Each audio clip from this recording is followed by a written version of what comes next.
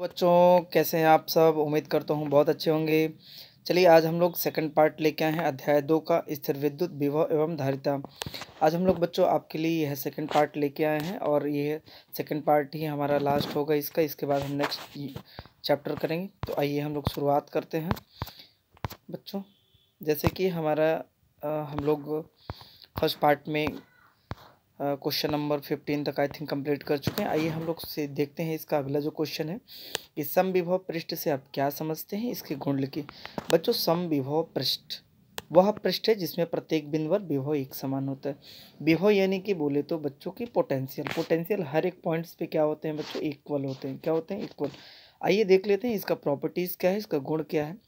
तो पहला है बच्चों, क्या है पहला, जैसे यहाँ पर आप देख रहे होंगे कि बच्चों की यहाँ से पृष्ठ के प्रत्येक बिंदु पर विभव का मान एक समान होता है। बच्चों यदि ये हमारा गोलीय पृष्ठ है, ये गोलीय पृष्ठ है और इस पे यदि हम देखें तो हर जगह क्या होता है, समान होता है। हर जगह क्या होता है, समान होता है। क्या होता है? तो विभव। एकांक धनावेश को पृष्ठ के एक बिंदु से दूसरे बिंदु तक ले जाने में कोई कार्य नहीं करना पड़ता। बच्चों इसको एक बिंदु से दूसरे बिंदु तक ले जाने में कोई कार्य नहीं करना पड़ता, क्योंकि यह एक पृष्ठ से दूसरे पृष्ठ में ट्रांसफर होते रहते हैं। अगला जो हमारा है कि विद्युत बल रेखाएं समविभव पृष्ठ के लंबवत होती हैं। बच्चों हर आपने देखा होगा कि गॉस का प्रमेय भी जब हम कर रहे थे तो पृष्ठ से क्या होती हैं, निकलती हैं, लंबवत निकलती हैं। कैसे निकलती हैं? लंबवत। अगला है हमारा फोर्थ पॉइंट है कि दो समविभव पृष्ठ एक दूसरे को कभी नहीं काटते। काफ़ी इंपॉर्टेंट है बच्चों। कभी ये एग्जाम में भी पूछ लेता है, सॉरी ऑब्जेक्टिव में भी पूछ लेता है कि दो समविभव एक पृष्ठ को एक दूसरे को कभी नहीं काटती, एक दूसरे को कभी नहीं काटती। आइए हमारा अगला प्रश्न है कि सिद्ध कीजिए कि विद्युत द्विध्रुव की अनुप्रस्थ यानी निरक्षीय स्थिति में किसी बिंदु पर विभव का मान शून्य होता है।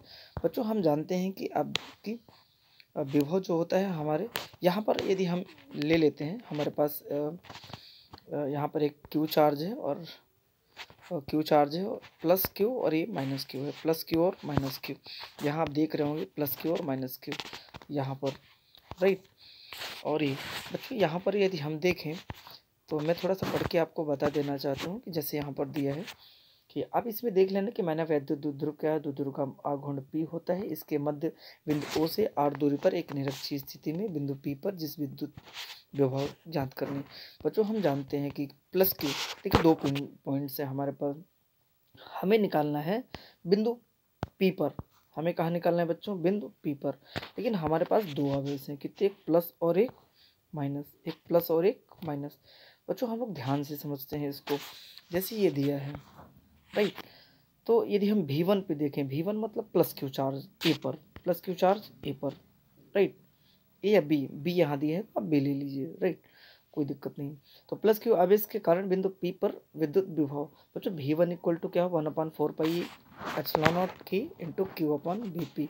ओके, नेक्स्ट है हमारा कि जहाँ हम जानते हैं कि क्या है, माध्यम का पराविद्युतांक।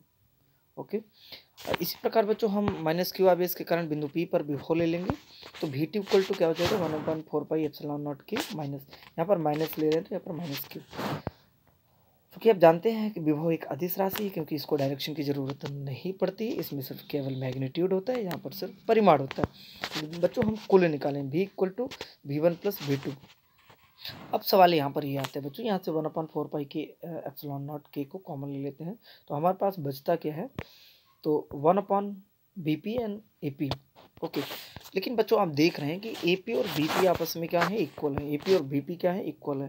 तो यहाँ पर यदि हम AP की जगह BP या BP की जगह AP रखते हैं तो दोनों सब्ट्रैक्ट होकर 0 हो जाएंगे। जब 0 हो जाएंगे और 0 को मल्टीप्लाई यदि हम यहाँ पर करते हैं, यदि यहाँ पर करते हैं तो सारा का सारा हमारा यहाँ पर विभव क्या हो जाएगा बच्चों, शून्य। तो हम ये कह सकते हैं कि जो हमारा ये निरक्षीय स्थिति है, यानी कि अनुप्रस्थ विद्युत द्विध्रुव की अनुप्रस्थ स्थिति है, तो यहाँ पर विद्युत विभव क्या होता है बच्चों, 0 होता है। विद्युत विभव क्या होता है, 0 होता है। ओके, चलिए हमारा अगला प्रश्न है, एक वैद्युत द्विध्रुव के कारण अक्षीय स्थिति में किसी बिंदु पर विभव का व्यंजक निकालिए। बच्चों आप इसको देख लेना, मैं आपको यहाँ समझा देता हूँ, काफ़ी इंपॉर्टेंट है ये भी हमारे 3 मार्क्स के लिए। तो यहाँ पर आप प्लस क्यू और माइनस क्यू के लिए ले लेंगे और यहाँ से R माइनस L हो जाएगा, यहाँ पर माइनस हो जाएगा, हम टोटल निकाल लेंगे रिजल्टेंट। यहाँ पर V प्लस और माइनस यहाँ से बच्चों हम कॉमन ले लेंगे, 1/r माइनस 1/l हो जाएगा बच्चों, क्रॉस मल्टीप्लाई कर देंगे, यहाँ से r कैंसिल आउट हो जाएगा, 2l हो जाएगा बच्चों। v इक्वल टू 1/4 पाई यहाँ से हो जाएगा, राइट। इसके बाद हम लोग यहाँ से r का r में multiply, R square minus minus plus, यहाँ पर R square minus L square का फार्मूला लग गया है, राइट। इसके बाद बच्चों यदि हम देखें कि एल का मान बहुत ही कम हो आर के मान से, तो यहाँ पर हम एल को निगलेक्ट कर देते हैं, यानी कि 0 कर देते हैं। तो v equal to 1/4 pi epsilon naught P upon R square बच्चों, ये क्या है हमारा, तो ये फार्मूला रहा हमारा। ओके, अगला प्रश्न है बच्चों, विभव का मात्रक ऐसे में बोल्ट होता है। अगला है हमारा जो प्रश्न बच्चों 5वां, कि किसी बिंदु पर विद्युत क्षेत्र की तीव्रता एवं विभव को समझाइए। इसमें बच्चों आप इसको देख लेना। ओके, मैं काफ़ी यहाँ पर बच्चों ये काफ़ी इंपॉर्टेंट प्रश्न मैं आपके लिए लेके आया हूँ, और ये आई होप इस बार 3 मार्क्स में कंफर्म है। मैं 100% तो श्योर नहीं कह सकता हूँ, पर 99% श्योर हूँ। आप इसको बिल्कुल स्किप नहीं करेंगे और इसको करके ही जाएंगे, 2-3 बार ही प्रैक्टिस कर लेंगे और काफ़ी ईजी है। संधारित्र किसे कहते हैं बच्चों, संधारित्र किसे कहते हैं ये हम आपको पहले ही बता चुके हैं। आइए हम लोग इसका व्यंजक देखते हैं बच्चों। आप यहाँ पर देख लेना कि प्लस क्यू क्या है, आवेश है। यहाँ पर हमारा ये अर्थ है, इसकी डिस्टेंस डी है, ये बी है। यहाँ से हम प्लस से माइनस किए तो हमारे पास पहले तो 2 प्लेट हैं। कितनी प्लेट हैं बच्चों, 2 प्लेट हैं, एक ये और एक ये, 2 हमारे पास प्लेट हैं। और हम प्लेट ए पर और प्लेट बी पर, प्लेट ए पर हम प्लस क्यू देते हैं और प्लेट बी पर हम माइनस क्यू। अब यहाँ प्रेरण की क्रिया के कारण समीपवर्ती जो प्लेट बी है हमारे पास, तो प्रेरण के कारण बच्चों उस वाले पृष्ठ में नेगेटिव चार्ज, इनसाइड अंदर वाले भाग में नेगेटिव चार्ज, और उसके बाहर वाले भाग में बच्चों क्या उत्पन्न हो जाते हैं, प्लस क्यू चार्ज, जिसको हम पृथ्वी से अटैच कर देते हैं। और सारा का सारा ये जो प्लस क्यू चार्ज है वो कहाँ पहुँच जाता है, पृथ्वी में पहुँच जाते हैं। कहाँ पर पहुँच जाते हैं बच्चों, पृथ्वी में पहुँच जाते हैं। कहाँ पर पहुँच जाता है, पृथ्वी में। ओके, तो इसके बाद बच्चों हम अगला जो देखते हैं, तो वो अगला हमारे पास क्या होता है कि इस प्रकार यदि प्लेट पर बच्चों हम घनत्व तो देखें, तो घनत्व तो सिग्मा बराबर क्यू अपॉन ए होता है। क्या होता है बच्चों, क्यू अपॉन ए, राइट। तो दोनों प्लेटों के बीच की तीव्रता इक्वल टू सिग्मा अपॉन के एप्सिलॉन नॉट। बच्चों यहाँ पर हम लोग क्या करेंगे कि सिग्मा का मान यहाँ पर उठा के रख देंगे, तो कुछ इस प्रकार बन के आ जाएगा कि क्यू अपॉन के ए एप्सिलॉन नॉट, राइट। अब ए और बी के बीच विभवांतर बराबर तीव्रता गुणे दूरी होता है। क्या होता है बच्चों, तीव्रता गुणे दूरी होता है, तीव्रता गुणे दूरी। तो बच्चों यहाँ पर यदि आप देख रहे होंगे कि v equal to E into D, विद्युत क्षेत्र की तीव्रता को ई से प्रदर्शित करते हैं, दूरी को डी से। बच्चों यहाँ से हम ई का मान रख देंगे, ई का क्या कर देंगे, इसको आप चाहे तो समीकरण 1 दे देंगे, इसको 1 दे देंगे, इसको 2, तो ये समीकरण 1 से आ जाएगा, यहाँ पर समीकरण 2 से आ जाएगा। किससे, 2 से। तो v equal to Q, right, यहाँ पर क्यू डी अपॉन। अब बच्चों हम जानते हैं कि संधारित्र की धारिता C बराबर क्यू अपॉन भी होते हैं। बच्चों यहाँ से हम भी का मान रख देंगे, किसका मान रख देंगे, भी का मान रख देंगे। जैसे बच्चों यहाँ पर हम भी का मान रखेंगे, किसका मान रखेंगे, भी का मान रखेंगे।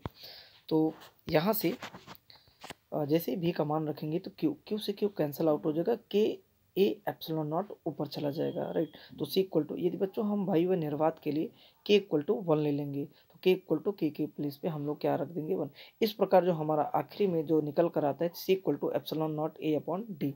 ओके बच्चों, अगला है हमारा कि श्रेणी क्रम में जुड़े 3 संधारित्रों की तुल्य धारिता के लिए व्यंजक। बच्चों ये काफ़ी इंपॉर्टेंट है 3 मार्क्स के लिए और 2 मार्क्स के लिए भी, ये 2 मार्क्स में भी आ सकता है क्योंकि पैटर्न चेंज हो गया आपका। तो ये हमारे एग्ज़ाम, फाइनल एग्ज़ाम के पर्पज़ से काफ़ी इंपॉर्टेंट है, इसको बिल्कुल स्किप नहीं करना है। और हाँ, वीडियो का आखिरी अंत तक देखना, और स्किप तो बिल्कुल ना करें, नहीं तो बिल्कुल समझ में नहीं आएगा। चलिए मैं स्टार्ट करता हूँ बच्चों। थ्योरी आप देख लेना, थ्योरी यहाँ पर लिखा है C1 C2, हमारे पास 3 क्या होंगे, कैपेसिटर होंगे, संधारित्र होंगे। इसके बाद यदि हम ले ये बच्चों, ये है हमारे पास एक C1 है, C2 है, हमारे पास C1 है, ओके, ये हमारे पास C2 है और ये हमारे पास क्या है, C3। यहाँ पर A है, हम प्लस क्यू आवेश देंगे और इसको एक दूसरे से कनेक्ट कर देंगे। क्या कर देंगे बच्चों, कनेक्ट कर देंगे। तो माना तीनों संधारित्रों के प्लेट के बीच विभवांतर क्रमशः V1 V2 और V3 है। परिणामी यदि निकालने बच्चों तो हम V1 plus V2 plus V3 निकाल लेंगे बच्चों, V equal to Q upon C. लेकिन यहाँ चूँकि हम जानते हैं कि V1 equal to V equal to Q C होता है, क्यू सी। लेकिन चूँकि हमारे पास यहाँ पर 3 कैपेसिटर हैं, जब 3 कैपेसिटर हैं तो कन्फर्म है कि पोटेंशियल भी यानी विभवांतर भी कितने होंगे, 3 होंगे। तो हम लोग यहाँ से वैल्यू निकाल लेंगे, किसकी निकाल लेंगे, तो V1 की, V2 की और V3 की। इस प्रकार हम लोग इसको समीकरण 1 दे देते हैं, इसको समीकरण 1। समीकरण 1 में बच्चों हम लोग V1 V2 और V3 का मान रख देंगे। क्या रख देंगे, V1 V2 कुछ इस प्रकार आ जाएगा। जैसे रखेंगे तो बच्चों यहाँ पर V बराबर हम लोग संधारित्र की धारिता V इक्वल टू Q/C होता है।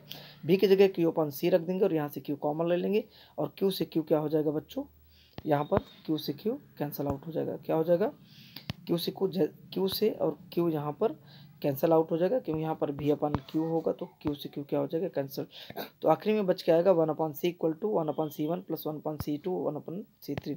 ओके, आई होप कि समझ में आया होगा। अगला है बच्चों, इसका कुछ इस तरीके से आ जाएगा। समांतर क्रम में हम जोड़ देंगे बच्चों, ये समांतर क्रम है। समांतर क्रम में आप जानते हैं कि विभव समान होता है, क्योंकि चार्जेस जब बट जाते हैं, यहाँ पर आवेश बट जाते हैं तो विभव क्या हो जाता है, समान हो जाता है। तो बच्चों इसको भी आप देख लेना, काफ़ी इंपॉर्टेंट प्रश्न में से है। तो इसका आखिरी जो आएगा C equal to C1 plus C2 plus C3 बच्चों। और आखिरी और हमारा इंपॉर्टेंट जो क्वेश्चन है बच्चों, ये last, one day graph generator. बच्चों इसको तो करी क्या ना, 3 मार्क्स में काफ़ी इंपॉर्टेंट क्वेश्चन है। देखिए मैं इसका फंक्शंस बता देता हूँ बच्चों। देखिए 1D ग्राफ जनरेटर की रचना कीजिए, कार्यविधि। प्रश्न कैसे पूछेगा, एक मार्क्स में उपकरण का नामांकित चित्र आएगा, 1 नंबर में कार्यविधि आएगी और 1 नंबर में उपयोग आएगा। बच्चों इसका हम लोग देखिए कि 15 मीटर व्यास का एक धातु का खोखला गोला है S 15 मीटर। बच्चों ये एक बहुत बड़ा, हम लोगों ने क्या किया था, वोल्टेज को उत्पन्न करने के लिए एक 1D ग्राफ जनरेटर ने एक जनरेटर दिया था, जो लगभग 10 लाख यह विभवांतर यानी पोटेंशियल जनरेट कर सकता था। बच्चों ये इतना बड़ा होने के कारण यह असुविधाजनक था, असुविधाजनक था। लगभग इसमें 10 लाख वोल्ट से अधिक विभवांतर उत्पन्न किया जा सकता था, इसलिए क्या था, असुविधाजनक था। आइए हम इसका कार्यविधि देख लेते हैं। तो कार्यविधि आप देख लेना कि एक कंघी होती है C1 और C2 होती है, इसमें फुहार कंघी होती है।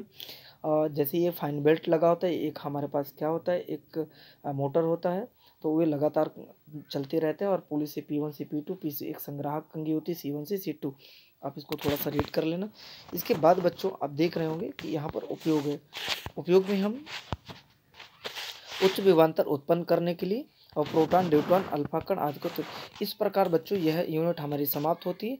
आई होप कि आपको हम इसी प्रकार से वीडियो अपलोड करते रहेंगे, part by part, chapter by chapter. तो आज के लिए बस इतना ही। जय हिंद, जय भारत बच्चों।